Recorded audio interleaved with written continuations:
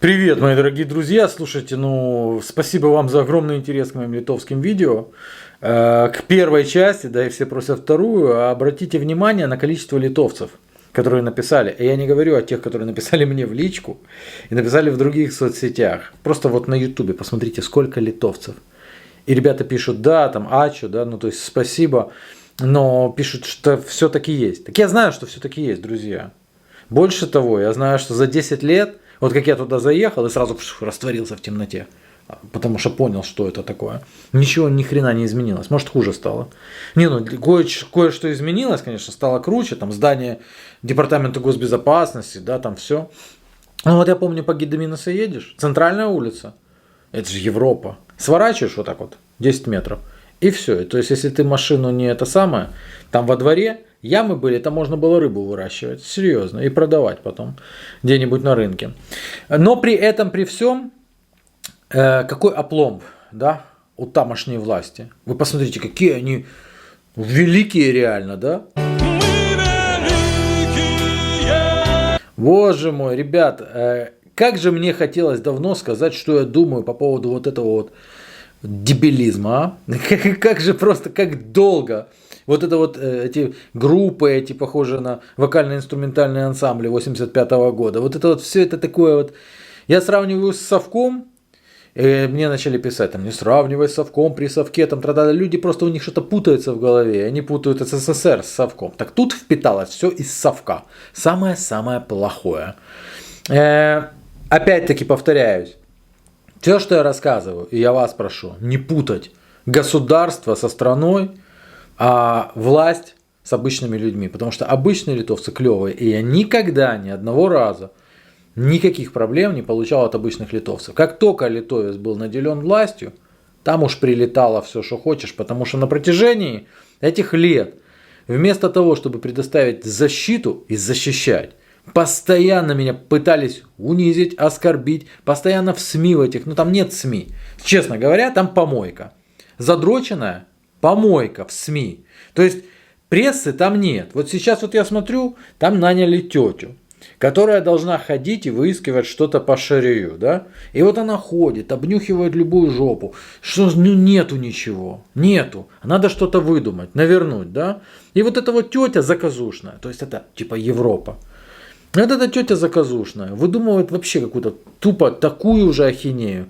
Она подтягивает фейк из Телеграма, что типа я написал «Скоро буду, друзья» 24 февраля. Это когда я в перерывах между стримами многочасовыми отошел на полчаса и сказал «Скоро буду, друзья». То есть вот такое вот. Она пишет «Вот с русскими хотел приехать». Там нет СМИ. Пропагандистские помойки задроченные. И если ты не в конве вот этой вот задроченности, то ты как бы сразу подвергаешься определенной обструкции.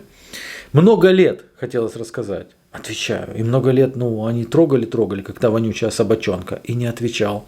А теперь отвечу. Спрашивают, а что ж ты много лет молчал? Я думаю, что есть определенные понятия, надо быть не вполне адекватным, потому что номинально-то я получил статус там. И вдруг начинать их мочалить. Я просто думал, что когда я покину эту территорию свободы, демократии и Европы, да, то я как бы, они отстанут. Но они же все-таки, вы же статус предоставили. Вы же, уроды, не должны меня преследовать, а должны типа, нет, куда там. Интересно еще, что вот это вот опломб, да, проявляется во всем, и особенно они великие любят проявлять в отношении младших братьев, а младшие это украинцы типа. И имею в виду их представителей власти. И вот выходит к Шустеру какой-то там прыщ. Помню такой, вот искал его, даже не нашел. На Савика Шустера, и он там начинает рассказывать, да, вы скоро можете стать такими, как мы. Какими, как вы? Итак, начинаем смотреть. Численность 2 625 000 человек. Это, я думаю, немножко преувеличено, но это меньше, чем моих подписчиков. Да? Рождено сегодня 51, умерло 77. Это еще неплохой день, я вам скажу. Мигрировало, вот это важно, в этом году 18 тысяч. Ребята, пусть вам повезет, наконец-то. Минус 26 тысяч, рост численности населения. Численность населения Литвы уменьшится на 43 тысячи в 2022 году. То есть не надо быть суперматематиком для того, чтобы посчитать, когда это все может как бы... Это самое, да? Почему такое происходит? Потому что огромный отток людей, которые оттуда стараются уехать. Скорость убыли населения 118 человек в день. Это катастрофа на самом деле. Большинство этих людей покинуло Литву, я думаю, никогда не вернется. Оставаясь литовцами, они решили все-таки жить, а не прозябать. Я их абсолютно понимаю. Ребята, я вас абсолютно понимаю. Держитесь там. Смотрите, друзья, кто живет? Живет Вильнюс Каунас. Ну, по сути, да, живет Вильнюс Каунас. Я думаю, что как бы большинство живет в Вильнюсе. Что ты видишь в первую очередь, когда ты приезжаешь в Литву? Ну, понятно, аэропорт 2 на 2 и таксистов. Ты можешь вызвать такси, да, лучше всего. И что первое делает таксист? Хотя везти ему тебя, ну, минуты 3, потому что там что туда ехать, это не очень далеко, потому что все очень маленькое, да. Ну, я утрирую, там минуты 3. Он тебя спрашивает, откуда? И ты ему отвечаешь. Так ты не думаешь, что таксист так сильно просто хочет узнать, откуда ты, да что ты, да чем ты занимаешься, да что ты сюда приехал. Ходит поверье такое, что таксисты работают с департаментом госбезопасности. Ну, типа отдельные таксисты скромно, тупя глаза, говорили, что ну там, ну а что тут такого? Да ничего, в принципе, такого, ничего такого, что департамент госбезопасности разросся до непонятных каких-то размеров. И вот тут вот писали, что новое здание обошлось в 130 миллионов. Ну, потом по-разному писали. То там 8 миллионов, то 5 миллионов, потом еще 80 миллионов, что-то такое. И это, я вам скажу, вполне логично объясню. Потому что весь смысл существования власти Литвы в том, чтобы рассказывать, что кто-то хочет напасть. Долгие годы принципом существования власти Литвы является переключение внимания с внутренней повестки на внешнюю. Российская Федерация хочет напасть для того, чтобы наконец-то отнять а. урановые рудники, б. золотые копии, 3. нефтяные месторождения. И еще этот самый морской янтарь. У великого государства есть великий президент Гитанас Науседа. Вот еще в феврале у него было 24 тысячи подписчиков. А вот это вот аккаунт оранжевого конуса. У него в 2 раза больше, в 4, извините, почти больше, чем у президента великого государства. А вот еще какой-то котик мне, к сожалению, неизвестен из Филадельфии. У него 213 тысяч подписчиков. Правда, после февраля у Науседы стало больше подписчиков. Но я посмотрел их качество, у него уже 105 тысяч подписчиков. Но я посмотрел их качество, ну я не знаю, наверное, совпадение, но там очень много арабов без единой записи. Ну и, конечно же, наших. Они благодарят Науседу за последовательную позицию и за поддержку. Давайте разберемся с поддержкой. Ну это так, отвлекаясь от того, по конкретике, да, там, как я заехал туда и что я там видел. Ну, я думаю, вам тоже очень интересно. Давайте по конкретике, по ужесточению санкций. Вы знаете, постоянно слышим, ужесточить санкции. Вообще полная эмбарго, причем не только Литва, да, там 3 великих. Ужесточение эмбарго на нефтепродукты. Полная эмбарго на нефтепродукты. Все, хватит уже этого терпеть и так далее. А потом знаете, что появляются? Появляются смеси. Смеси, так называемые балтийские смеси. Вы же в курсе, я вам рассказывал, что российская нефть, когда ее 49%, то это уже не российская нефть. То есть ее надо смешивать. А с какой же нефтью она смешивается? Ну так вы почитайте, с какой нефтью она смешивается. Она смешивается с нефтью тех самых, которые требуют больше всего санкций, которые требуют полной эмбарго нефти. Как же, неужели они на этом зарабатывают? Да, представляешь? Ты знаешь, что одной из ведущих отраслей, это открытая информация, ведущих отраслей Литовской Республики являются транспортные перевозки. А ты знаешь, друг мой, вот я писал в частном канале у себя в Телеграме, да, расписал, что мне товарищ объяснил это на пальцах. Я посмотрел, подумал, а точно же. Дело в том, что российские фуры в Европу уже не пускают. А европейцы с Западной Европы, для них не кошерно, типа ездить в Россию, там, ну там такое, там, да. Ездят литовские фуры. Давайте больше санкций, друзья, давайте больше санкций, обогатимся. Фишка в том, что цены на фрахт грузовиков взлетели в 3 раза. Мы готовы ездить в Россию и из России.